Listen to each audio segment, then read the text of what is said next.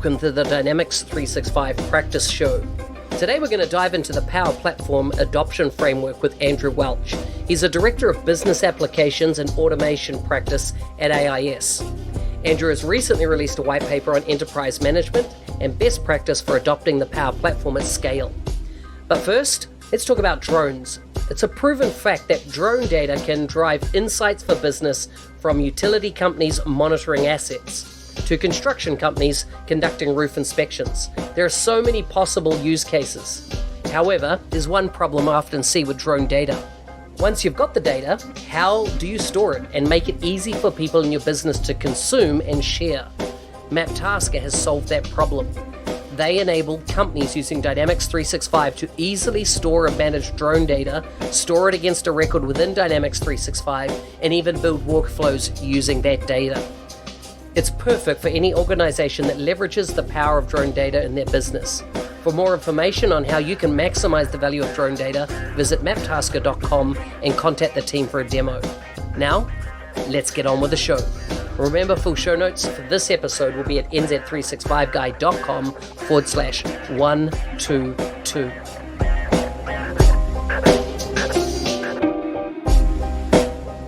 Andrew, welcome to the Dynamics 365 show. Yeah, thanks, Mark. Thanks for having me, and I'm super excited for everyone who's going to take part in this. So thank you. Awesome. Although it's on the Dynamics 365 show, it preceded the Power Platform show, but a lot of what we're going to talk about today, of course, is around Power Platform adoption and the Power Platform adoption framework that you've been developing. So, but before we get underway with that, can you give me a bit of your background? What part of the world do you hail from? Yeah, so I live in Virginia, outside of Washington, D.C., here in the U.S., and I sort of have grown up in a few different places in the U.S., so I consider a little town outside of Boston to be my hometown, and my family comes from Sweden, so I've got a lot of wonderful family and wonderful cousins back in Sweden, and I try to make it over there 4 or 5 times a year, and yeah, but it's kind of the Northeast United States with roots over there. Mm-hmm. So to speak. And so, do you do a lot of travel? It's a sort of a wondrous thing. I saw one of my good friends here at the office today, and I actually walked into my office, and my office mate sort of looked up at me as if he was surprised to see me. So yeah, whether it's kind of for work or for getting out in the community around Power Platform and Dynamics, or whether it's to see family or whatever, I kind of get antsy if I go longer than a few days without having been on a plane. Wow. So you're still enjoying it then, the travel? I do. Actually, to be honest, I don't know if I've ever enjoyed what I'm doing professionally so much as I'm enjoying it now. This is such an exciting time with Power Platform and such amazing people. And yeah, so true. Yeah, absolutely. So tell us, in Virginia, what do you get up to when you're not working? Well, a lot of people don't know, actually, that Virginia is, I think this is the right number, the 5th largest wine-producing state in the U.S. So There's about 300 wineries that are all within, you can start to get to them within 45 minutes of Washington, D.C. So there are very few places where you can drive from a big capital city out and very quickly be in the countryside. So I love to spend time out there and love to meet new people, not just in Virginia, but kind of around the world in the wine industry. I think that wine is such an amazing way to experience parts of the world and to think about sort of nature in a way that, tech geeks like me don't normally get the chance to do. So true, so true. So that leads us into Wine 30 Flight. Tell me more. Tell me more. Oh, you do your research. Yeah. So Wine 30 Flight is my wife and my more like wine and travel blog. We realized a couple of years after we got married that we were both big wine geeks and big airplane geeks. So we tried to bring these two things together. But Wine 30 Flight, it's primarily a wine blog. I have not actually gotten a lot of chances to write on it recently, in the very recent past, because I've been writing about Power Platform or working on a book actually as well. So it's sort of hard to mode switch between writing about PowerApps and working on a book, and then all of a sudden I'm going to do short form writing about wine. So I'm hoping to get back to it, but wine30flight.com is the blog. Okay, so tell me about the book. The book. Yeah, so I've thought a lot about how to describe this, and kind of what I've arrived on is this idea of, it's sort of a contemplation of where we are in this moment of, I think, kind of, I don't want to say global upheaval, because I don't want to overplay it, but it's a work of fiction. It's a novel. I just finished writing it, and I'm finishing with the editing now, but essentially it follows a group of folks in their 20s, 30s, and early 40s, some of them whom have gotten into the software business, some of whom have done other things in their lives, and they're sort of struggling with, they're from, some of them are American, some of them are European, there's an Australian, there's an Egyptian there, but sort of struggling with this idea of, in this interconnected world, and these disputes that we're having with one another in a societal standpoint, how do we connect with our roots, and how do we connect with the people back home and in our hometowns, and how do we navigate this big interconnected world while still preserving a sense of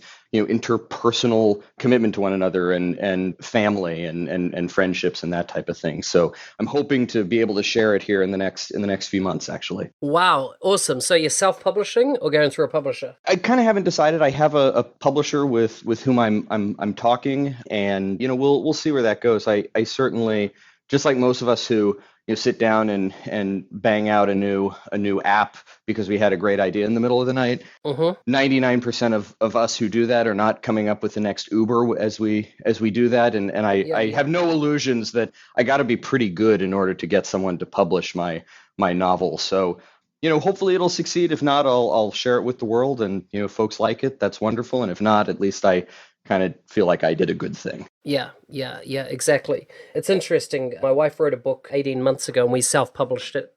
And I think it's a brilliant experience to understand how it works. But of course, what publishers do bring is the marketing channel. But, everybody I've read that's written tech books in our industry have never, even via publishers, it's a lot of work. And I take my hat off to people that write books. It just seems so much work. This one, it's funny, I struggled with this one. I started writing in June, actually, of last year, of 2018. So it's set contemporarily. So it's set actually all in 2018. And my cousin and I, we were sitting at one of my favorite wine bars in Stockholm. And he said, we were talking about writing books, and I said, yeah, I kind of want to write a tech book. And then sometimes I think maybe I'd like to write a wine book. And sometimes I also have this idea for a story. And he looked at me and he said, bro, why don't you write all three in one? And it was like the most brilliant idea I'd ever heard. But it's true, though, when it comes to working on these things, like I wrote probably 120 pages between June and December of last year. And then I said, I'm going to treat this like I treat working on a project, right? So I just started, I said, Saturdays I go to the coffee shop, I go to the cafe, and I write. And I wrote, more than doubled the amount I wrote in the next 3-4 months after that. So you really got to commit to it. Yeah, so true, so true. I take my hat off to you for, and I hope you get it out there before too long. That'll be awesome. One last question before we drill into the Power Platform framework or adoption framework, and that is, do you have a favorite destination? Do I have a favorite, like a favorite travel destination? Yeah. Country, could be country, city, whatever. Yeah, so for a very long time, I've been very, very fond of Madrid, Spain, but I have to tell you, I think that Stockholm, Sweden might be one of the most beautiful cities in the world. So someone asked me about this the other day, and I said, in no particular order, I don't know, I'd say Madrid, Stockholm, London, DC, Boston, New York. They're all great cities, but I'm definitely a city guy. Yeah. Interesting. Have you been to Madrid in the middle of summer? Actually, July is the only month that I have never been to Madrid, which is sort of funny since a big chunk of that aforementioned book takes place in Madrid in July, just the way the chips fell. But yeah, I've been there and it's been pretty hot. Okay. Now, I wasn't going to ask you one more question on this, but I've got to. How are you portraying that Australian? I'll send you an excerpt, but the way I've at least she's not one of the major principal characters in the book, but she pops up a few different times, and I've tried to really portray her as kind of thoughtful, strong, but strong to the point where she doesn't need to fill the world with, she didn't need to fill the space in the conversation with a ton of words. So I actually really like her as a character, and I'll leave it ambiguous as to how she ends up in the end. I know this is going to get me in trouble, but I don't think you know any Australian woman, mate. No, you know what? Actually, I do. Because it's normally the other way around. They're full of words and not very thoughtful. Oh my gosh, I can't believe I said that. So, you know what? Actually, one of my very best friends, she's in the Australian Air Force, and she's my next door neighbor, and she's one of my very best friends. We do a lot together, and she always has something to say, and I always find what she has to say to be very, worthy and worth listening to. And I sort of wrote this character as sort of a, at least I was trying to be clever, sort of as a contrarian opposite of what you might expect. Gotcha. And by the way, those listeners from Australia that are married to fine Australian women or dating fine Australian women, I was no offense, right? It was just a Kiwi having a crack at an Australian. That is all. No flaming me for that comment. Anyhow, we digress and move on. Power Platform Adoption Framework. This is a white paper that you've been working on, I understand. Tell us a bit about where the concept kind of came from. Yeah, so I was having a conversation, and I think I should disclaim, first of all, that one of the things that I think has been so neat about what's happened in Power Platform in over the last year is that it's brought a number of different communities that always sort of existed near one another, but it's brought a number of different communities together. So we've got folks who come from a Dynamics background or from a BI background. We've got some SharePoint folks here, and when I go around the world and I talk to my friends and new friends and old friends and everything around the world, one of the things we talk about, and inevitably there's a mention of, wow, I didn't know most of these people 12 months ago, 18 months ago. And I think that's because Microsoft has really done a wonderful thing here in bringing all of these different practitioners together in a way that has made us all better, right? So let me disclaim all of this by saying that I come from a Dynamics background. Right. I love Microsoft Dynamics. I've been a big, long-time believer in it. And, we spent a long time trying to spoof Dynamics into being what we always wanted Power Platform to become. So anyway, that's just a little bit about my perspective on this. So it was back the second half of last year where I think we were having a lot of conversations, and I remember specifically one conversation I was having with someone at Microsoft, and we were talking about how too many organizations are still, even big organizations, they're still viewing PowerApps as an app. They're still viewing it as, I have a use case that I need to solve, or I have an app that I need to modernize, and I'm going to get PowerApps, and they get very into this idea that it's just an appism. It's this idea that I'm going to solve this one problem and then move on. And we were talking about how that equals so much unrivaled, unrealized potential. So the problem that we set out to try to solve, and this was originally with some folks, talking with some folks from Microsoft and talking with my team at Applied Information Sciences. And so the problem we originally set out to solve was, how can we help big organizations adopt Power Platform at scale? Our perspective was, my perspective was from a Dynamics background, but we really quickly realized that we needed to make this, I think, more of a community effort. So we took all the ideas that we had written down and that I had put together into the original draft of this white paper and that we were using to deliver for our clients here at AIS. And I just started sending it to people. I sent it to friends. I sent it to Microsoft customers. I sent it to Microsoft people. I even sent it to competitors, folks who work at other partners. And I said, hey, what do you think of this? How can we make this we need some best practices around the platform. The best practice I'm trying to solve for here is how do large enterprise organizations scale the platform? So how can we make this really, really valid and really, really relevant to folks so they can just pick it up and all of us are playing off the same sheet of music and we have this sort of emerging global standard as to how to go about one of these implementations. So that was the starting point of it. Yeah. I mean, I maybe got a little carried away. I'm sorry. No. So who's got involved with it? So AIS, who you work for, is obviously one of the key stakeholders, and yourself. Who else? More from the community, not so much Microsoft side. Any names that you could throw out there? Well, I don't think I'm giving too much away since I have been blogging and tweeting my thanks and gratitude to them. So certainly Manuela Pichler from from Virgin Atlantic, and Keith Watling. So actually, there's a lot of folks in London. So Manuela and Keith Watling and Lee Baker and Lucy Muscat, and some folks might be familiar with Yash Agarwal in Hyderabad, India. He's certainly one of my favorite collaborators. He's very technical, so he's always good to kind of refer a tough technical problem to. But yeah, that's sort of been those folks who I just mentioned in London. They've sort of been my chief co-conspirators in this. Wow, so that's over half of your conspirators are all from the motherland. Britain. Hey, bring back Queen. The Queen. Bring back the Queen. Don't tell anyone I said that, even though everyone will know now that I said it on a podcast. So.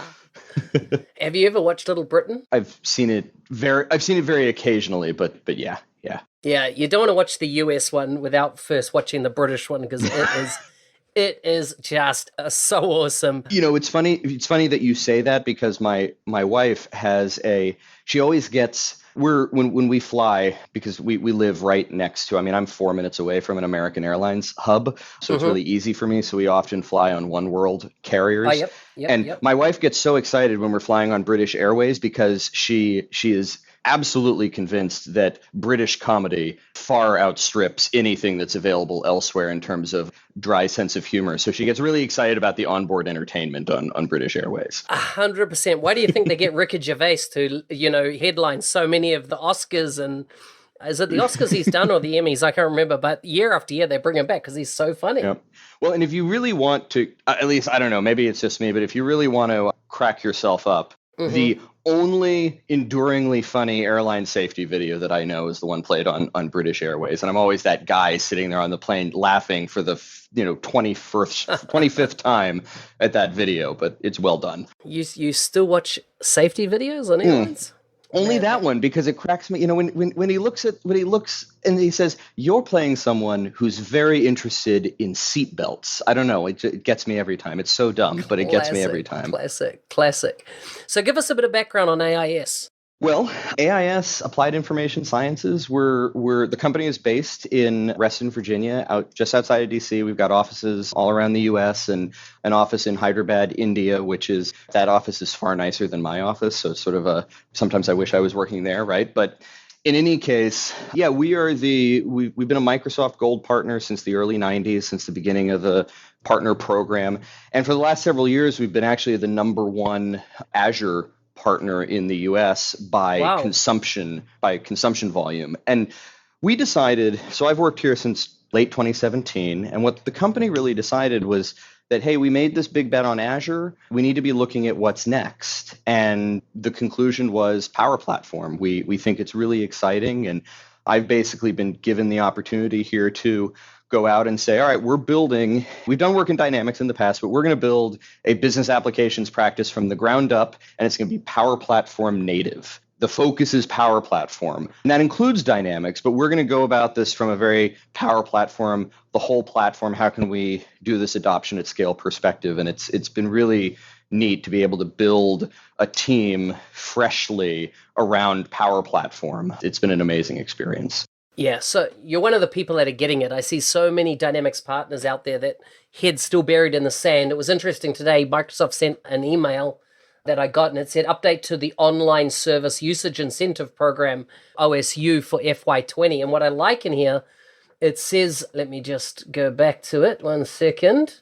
I'll just bring up specifically what it says, because I found it very, very interesting in that it says, we have blah, blah, blah. On the 1st of October 2019, we'll break the OSU program into 3 separate incentive programs covering Modern Workplace, MW, Dynamics, DYN, and Power Platform, PP. And so, we've had Office 365 and Dynamics around for some time, but this is a clear step to really show that the Power Platform is their future. And I think it's, I heard an illustration today. It's like when, the young kid all of a sudden grows up really physically tall against the older brother, and you're like, wow, where did that come from? And it's like, although kind of Power Platform came from an underpinning of Dynamics world, it is becoming rapidly so much more than what Dynamics 365 is. Yeah, and I think that this is one of my favorite topics to sort of banter about, and that's that, in a way, Power Platform and PowerApps specifically began as the child of Dynamics, but Yeah. the apprentice of Dynamics, but now the in a way the apprentice is now the master. Exactly. And this is, like I said earlier, I'm a Dynamics guy. I've been a big believer in Dynamics for a long time, even when no one wanted to listen to guys like us who have been lovers of Dynamics for a long time. And I think that the best thing that Microsoft ever did for Dynamics was to stop talking about Dynamics and start talking about Power Platform, because now what they've done, and people don't get, a lot of people I think don't get this. So I'm always very happy to share this idea and watch people's eyes, but that Dynamics, for the most part, Dynamics is a Power App now. There's some exceptions to this, but Dynamics is a big Power App that Microsoft happens to have built.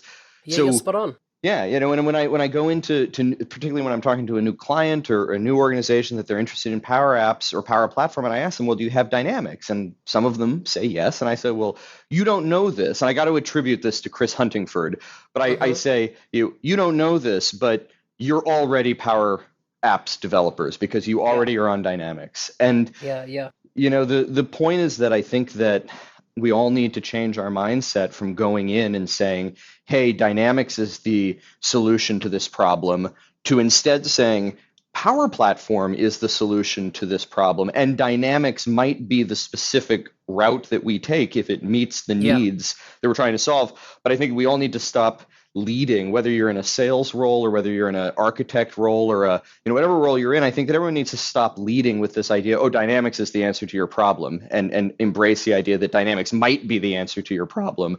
But Power Platform has given us the capability to do so much more beyond what we were able to do with Dynamics. So true, so true. So looking at the Power Platform framework, in the document that you've released, can you kind of give me a summary of kind of what you're addressing in it, and why, who's the target audience, and why they should go read that? Yeah, so let's start with the target audience. I think that, to me, the target audience there's two of them really. They are business decision makers, right, who are trying to who are trying to do one of two things. They're trying to wrap their mind around what the technology is and how they might be able to apply it to solve a problem that they have. But also, and I think this is actually more important, to convey the sense that folks are out there thinking about and testing and proving out and continually improving the way that we do this, thinking about how to do this, how to adopt the platform at scale in a best practices driven, rigorous, responsible way, right? So I think that if you're a business decision maker, you want to look at this, whether you're an in-house developer or whether you're trying to sell you work for a partner and you're trying to sell your services. What you're really, in a lot of cases, doing is trying to convey that, hey, this thing is for real, and there's a lot of people thinking about how to do this in a best practices driven way. So that's, I think, one audience. The other audience, of course, are the people who are actually going to go do the work, right? Those are the folks who are going to, again, and it usually ends up being a combination. It ends up being a partnership between the customer, the company who's implementing it. So I know some in-house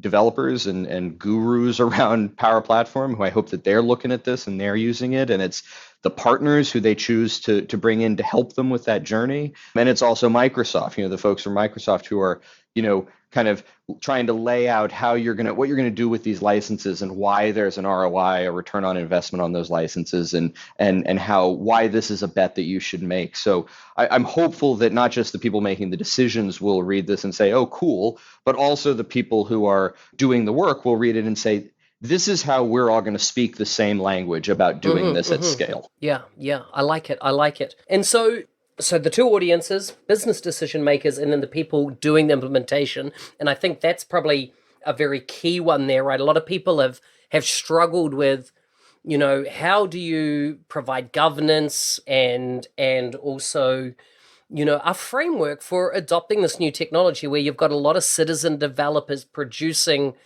apps that haven't come from a technologist type background. So how do large businesses, how do they adopt at scale this type of framework? Yeah, so if you don't mind, let me back up, and there are two kind of words that I want to key on, because I do think sometimes words really mean something, and that's that we made a conscious decision to call this an adoption framework and not to call it an implementation methodology, so to speak. And I think that maybe a lot of people don't get the subtlety of this, but I think that with Power Platform, we really need to think of this as being an adoption rather than an implementation. To me, an implementation is something that you hire some consultants, they come in, they do the thing, they teach you what the thing is, and then they leave, and then, oh, hooray, it's implemented. But an adoption needs to be much more cultural. It needs to be much more about a journey rather than a thing that we're going to do for the next 6 months, right? Yeah, yeah. I like that. I like that. What you're doing is really shifting people's point of view on how they approach us. Yeah, and people need to. And it's not necessarily because the old way is bad, but it's because we can do so much better. And I think as a community, we all, whether you're Microsoft or whether you're a partner or whether you're a customer, I think we all need to say, hey, we've been doing all right, but we can do so much better. And we have this great technology available to us, and we need to rise to the occasion for the organizations that we serve so that their experience with this wave of software adoption is better and exceeds anything they've ever done before. So adoptions, not implementations. Okay, so of the people or the organizations that you're dealing with, that you're working with, that let's say they have no understanding of dynamics, so that's not, if you like, baggage, if you like, or in the way they're thinking. And I don't mean any offense in the way I position that. Remember, I've been doing dynamics for a long time as well, listeners. But what I'm saying is that you're going into an organization. Do you see this really as more of a DevOps type journey, the Power Platform and Power App development flow, Power BI implemented within a business, rather than going in, putting in a point solution? It's a route, it's a key tool, if you like, in digital transformation. Yeah, that's a tough one, isn't it? And we struggle with that because for a lot of reasons. I think that this is more of a DevOps type approach. And I when I say that, actually, I hope I'm not scaring folks with less of a technical background off on that, because I think that DevOps is yes, there's a lot of technique and there's a lot of tooling around that from a technical perspective, but I also think that this is a bit of a mindset thing. And I think a good example of this is that I was talking with an organization about adopting the platform, and their particular problem was that they allegedly have thousands and thousands of Access databases sitting out there that have a lot of stuff in them. They don't necessarily know what it's doing or anything. And they said, well, don't you have a tool that can just inventory all of these databases and convert them, rebuild them with a tool into the common data service? And I said, well, one, no.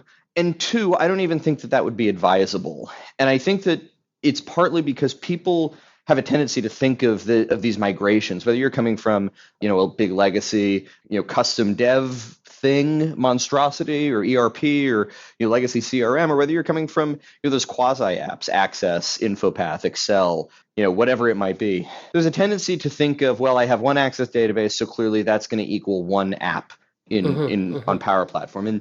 And the answer is, I just think that's not correct, because a lot of times we make choices early on based on the technology that we have. So we say, we're going to do this in this way in this Access database, and we have to make compromises, right? And that's fundamentally what a lot of technical debt is. It's the compromises that we've made over time in order to bend ourselves to the technology rather than the other way around.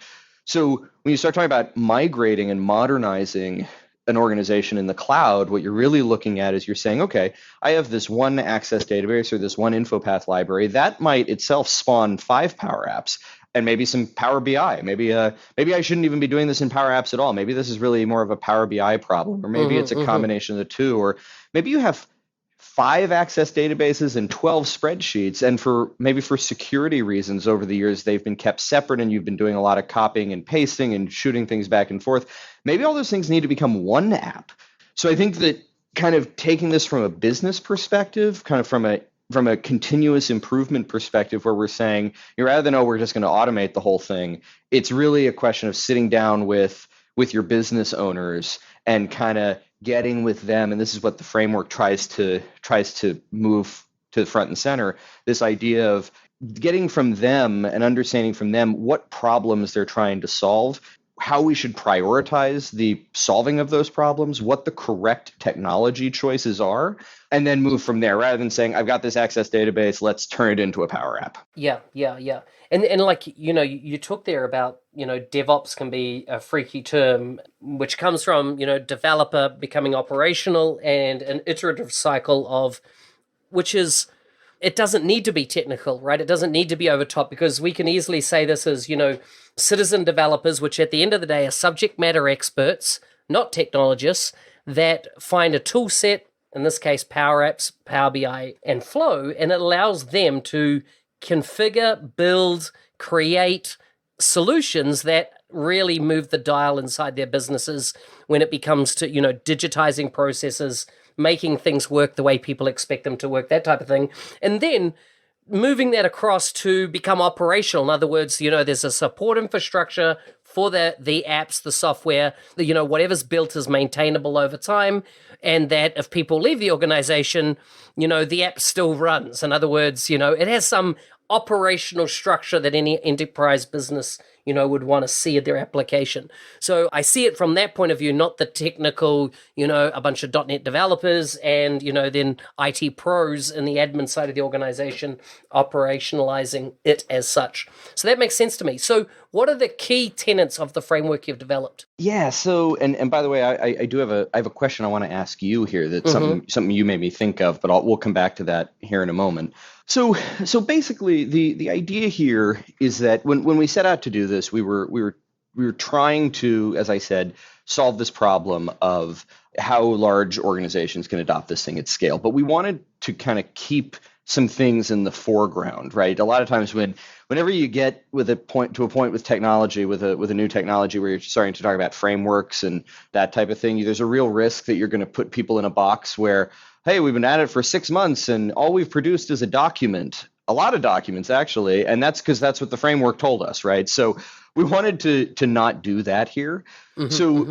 I talk a lot about, we're still trying to get to value quickly, right? So if you talk about sort of the principles here, it's about getting to value quickly. It's about, and that means getting that first workload out there within weeks, not months or years. Exactly. Part of this is about educating and not just educating, but nurturing that community within the organization. So thought of another way, we've got these user groups, these great user groups all around the world that practitioners and subject matter experts in the technology, but what we're really doing inside of a big organization, particularly inside of a big, global multinational company or even a big government agency, is we're kind of building a user group within that organization, right? A place where they can come and talk about the specific problems that organization faces and how to apply this technology to solve them. So I think another really key tenet is nurturing and growing that community within the organization. Yeah. Another concept here is creating durable partnerships between the business and IT and that user community. So we've seen, I think, the old way of doing this type of business was that IT would cook something up and bring it to the business and say, hey, what do you think of this?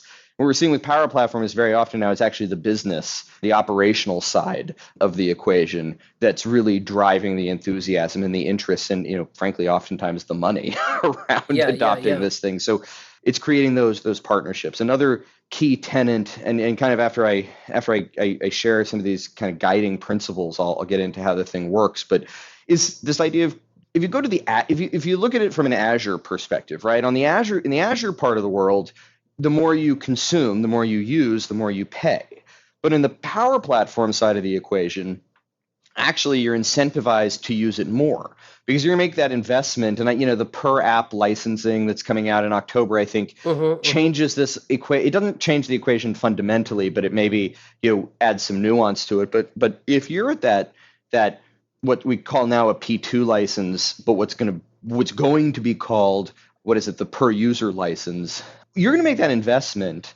And that's what the organization is going to pay for licensing, no matter how many workloads they have in there, right? So if you make that license investment and your users are on average each using one app per day or one app per week, the cost of that app, the cost of that workload is whatever the cost of the license was. So the more we migrate onto the platform, the more we can divide the more the per workload cost goes down, and also the more likelihood you have that you can start to retire licensing costs for legacy systems or support and maintenance costs for legacy systems. So the bottom line is that Power Platform, the more you use it, the better value you get, which is not, which is a little bit of a different type of scenario. And then the final concept here is that, yeah, we can build what I call localized productivity apps. So those are the apps that I'm going to build, and it's going to solve a problem for me, or it's going to solve a problem for my team, and maybe I'm building it on SharePoint, or with PowerApps on SharePoint, or maybe I am going to use CDS a bit here, but also that this is a really robust platform that we can build really, really meaty things on top of. So at AIS, we're working with a big international, these are multinational Fortune 100 type companies, to help them use the platform to manage cost sharing and cost allocation across all of their many, thousands of different locations all around North America or all around the world, or how they can use this to use Power Platform, and they can automate how they bring new products to market, particularly in financial services where you got a lot of regulation, or say industry or travel or transportation, these highly regulated industries. There's the business process automation capability here goes so far beyond those localized productivity apps. So I think it's really important to focus both on what the quote unquote citizen developer can do, and I want to come back to that, but also focus on what we can do at the enterprise level to really make this thing worthwhile for a big organization. So those are sort of the principles, the guiding principles here. Yeah. Mm-hmm. Okay, so tell me about the next layer down. So the next layer down is the nuts and bolts of how do you actually do this thing? Like, principles are great, but how do you do this? So the approach that we take is the approach that the framework takes, is that you begin with a really focused effort, a really focused engagement. So we always kind of debate back and forth, should we call this the discovery phase, which we think sort of helps people who are old school maybe feel a little more comfortable with it, or should we call this thing a quick start? So expect in the second edition, we might address exactly what this is called, but the bottom line is that what we're talking about is 1 to 2 months. I think 6 weeks is usually the sweet spot, but in that period, there's a lot of activity, right? So you're designing the prototype, you're identifying the prototype workload, all right? So you're saying, this is what we're going to migrate first. You're co-designing it. So the age of where we, the software gurus would kind of listen to the business people talk and write down their requirements and then go off into the dark and design the thing and come back to them. No, we don't do that anymore. Now we design. You don't ever want to design without the business. You want those end users there. You want those stakeholders there. So yeah, 100%. We design the prototype, you build the prototype, you time box yourself. You say, listen, what can we get done in 2-3 sprints maximum? Because if not, the temptation to go off and say, oh, well, just one more thing, just one more sprint is just so great. So you're building in this initial period, you're building the prototype of that first workload. You are staging app in a day, or it could be dashboard in a day, or flow in a day, or a combination of all the above. You're trying to begin nurturing that community of folks in the organization. You're getting them set up with community environments, or those one-off sandboxes so they can go play, and you're trying to kind of laying the groundwork. You're also are facilitating these stakeholder work groups, right? And I know that sounds like sort of consulting nonsense, but what I'm really getting at is that you're really rolling up your sleeves and you're looking at, okay, what do we have from a dynamics perspective? Do we already have dynamics here? How can we ensure that what we already have in dynamics in the CDS is going to play well, with where we're going with PowerApps? Maybe you're already using Power BI. So what are the lessons learned around the community of Power BI? Or maybe it's vice versa. Maybe you're already using PowerApps and we can learn some things from that and translate that over to Power BI and to Flow. But it's just the idea of getting all the right people in the room from business and IT and whiteboarding out what we want our enterprise management to look like, what we want our, how we're going to start mapping these workloads on and on and on. And the whole goal is to get enough information so that you can really create a plan and do some costing and some budgeting so the organization knows what they're getting into around, say, maybe the next 12 months as we continue to migrate workloads. And you're moving into what we call the 3 tracks. So once that initial effort is over, all right, you're kind of kicking off these 3 simultaneous tracks. So the first track we call it right now the app build, but I think we'll probably, the next time we release an update to the framework, we'll call it something like the workload migration, because we want to be more inclusive of Power BI and of Flow. But basically through track one, the app build, this is the actual act of migrating workloads. It's about building the components on the platform, whether it's an app, Power App or Flow or Power BI or modeling data in the CDS. This is about building components and getting them out so people can use them. Track two is road mapping. So that's about going out into the business and identifying, first of all, which parts of the business we want to focus on, but then working with those people to identify where their pain is, what the high priority workloads we're trying to migrate or the problems we're trying to solve for, to help them prioritize those, to make some good technology choices. Sometimes you're going to need to go outside a Power Platform and expand across Azure. And I think that those are the types of decisions that we make there. We're basically feeding that workload migration engine in track one. And then track three is what underlies the whole thing. That's enterprise management. That's the idea that how do we manage, deploy, and govern this thing at an enterprise scale? And if you want, we can get into that further and some what the framework says about that. But that's fundamentally, it's about that initial kickoff and then going into these three tracks that run simultaneously to one another. Yeah, no, it makes total sense. It's going to be good for people to get their hands on this. But before we discuss where listeners can grab it, what's your next step for the framework? Yeah, so we've been kicking this around. There's a WhatsApp group that we're always kicking this around on, and on Twitter as well. So join into the conversation. But some things that I think that we'll put out a second edition of the framework here before the end of the year, so sometime in the autumn. I'm looking at a few things. I think we're looking at how to make this more inclusive of Power BI, how to make this more inclusive of the other half of the family. Not to say that it isn't inclusive today and now, but I've sort of been on this kick lately that we need to, if we're going to say whole of platform, we need to really say whole of platform. And part of that is about eliminating, not calling track one an app build anymore, but also that's about really being more meaty with what we do with Power BI. So I think that's a priority. I continue to kick around this idea of, wow, is it really old fashioned of us to have a PDF, like to turn this into a book, basically, when is there a better way to present this information to folks and to keep the best practices more current? So I think we're kicking that around and how to do that. I also think that, we say that the framework originally came out of AIS, and this company is committed to its continued development and to kind of really throwing our weight behind that. But I also sort of look at it and I say, well, it's one thing to be committed to it, and it's one thing to be the organization driving the framework forward. It's another thing to make this really inclusive of the community. So I think that in future iterations, you can expect less branding.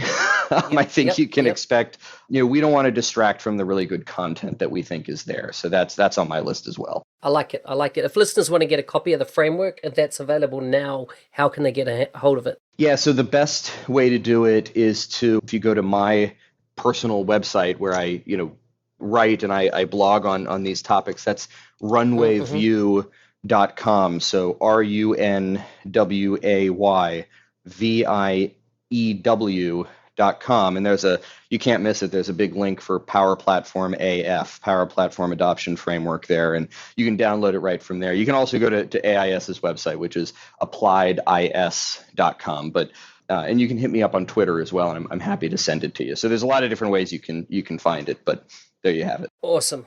Sounds good. So runwayview.com is where they can go get it. It's quite clear branding there around getting themselves a copy. That's fantastic. So to wrap up, some quick fire questions for you. Yes. Are you ready?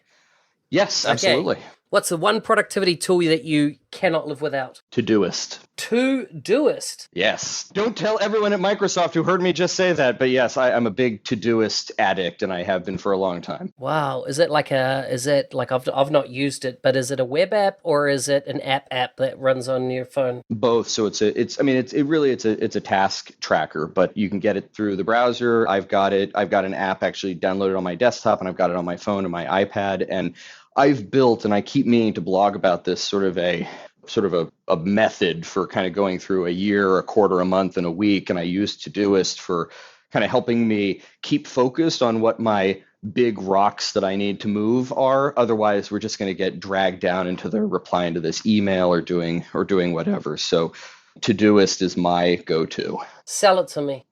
Sell you on Todoist? Yeah. It's easy to use task tracking, but it lets you write your own queries and your own filters within the app itself. So you can get really focused on what's my low hanging fruit. The way I look at it, what's my low hanging fruit? What can I accomplish in 3 minutes or less? So if I've got 9 minutes on my hands between meetings, I can go and I can knock 3 things out. And what I love about it, it's very basic task tracking, but you can make it your own because it lets you write your own kind of queries and build your own kind of interface and system around your own productivity. Nice. I see it fully integrates with Zapper, if then that, Amazon Alexa, Dropbox. And does it have any kind of templates for GTD, getting things done? Oh, look at that. I just went to the template section, the number one thing, GTD weekly review. There you are. I might have to check this out. Like I move from app to app, Yes. I don't have a loyalty to an app. If it's doing the right thing for me now, I move to it type thing. And I still use Evernote massively, even though OneNote came out after and stuff. I just find it does what it does for me the best. And so, I tend to use what works for me the best. The one I use is Things. But I've noticed that for about a month, I've not really used Things, which tells me perhaps it's not meeting my needs as much, so might be time for a change. All good. So ideal way you'd while away a weekend? Gosh, I would have to say probably spending some time at my family's place up in Provincetown, Massachusetts. That's where part of my family's been since the 1890s. And, Wow.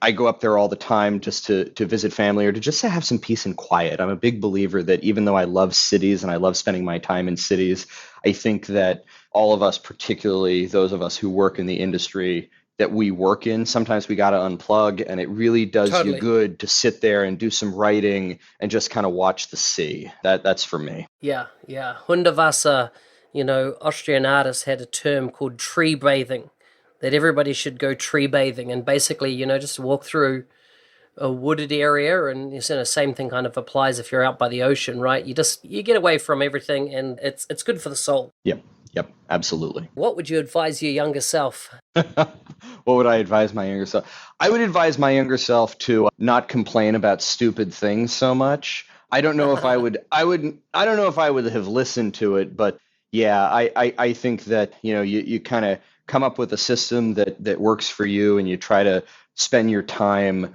focused in that part of the world. There's the things that matter, and then there are the things that we can control, and we should try to spend as much of our time where those two things intersect. And too often we spend our time not where those two things intersect. And I just think that, figure out a way to be good at what you do and, spend time on things that matter and that you can control. Nice. Who do you recommend as a guest for the podcast in future? I feel like anyone I recommend, I'm going to leave off so many brilliant people, but I think I would. Just one. I only want one. You can only select one. All right. So I'm going to go with one of my just greatest friends in the community, and I think that she is such a luminary and just so amazing to hear from. So if you've not had Lucy Muscat on, you should have her on soon. I've not had her on. Interesting. I thought you were going to say somebody I'd had on, but nah, great idea. I love Lucy, and that's a good idea to get her on the show and put her in the spotlight, so to speak. Andrew, it's been a pleasure to have you on the show. If people want to connect with you, what's the best way for them to do this? In other words, what are the socials that you're on? Yeah, so the best ways to do it, and I'm going to issue a kind of a question or a challenge to folks, and this is something I want to hear from you about. But if you want to connect with me on anything, on Twitter, it's Andrew D. Welch, AndrewDWelch.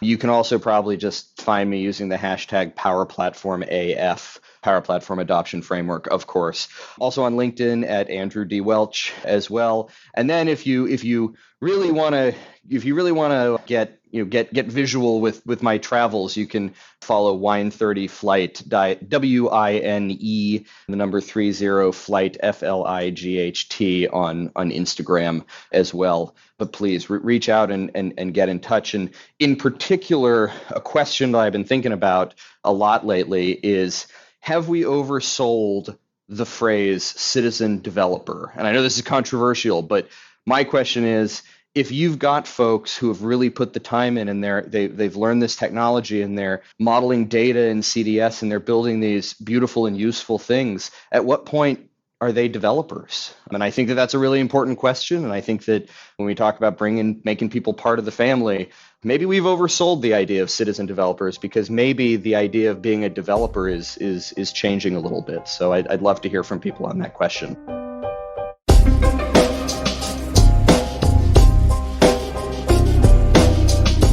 Hey, thanks for listening to the Dynamics 365 show. Full show notes can be found at nz365guy.com/122. I'm your host, Business Application MVP, Mark Smith, otherwise known as NZ365 Guy. Don't miss out anything about what I'm talking about, covering, etc. If you want to hear more, go to nz365guy.com and sign up to the latest news and updates. Bye for now.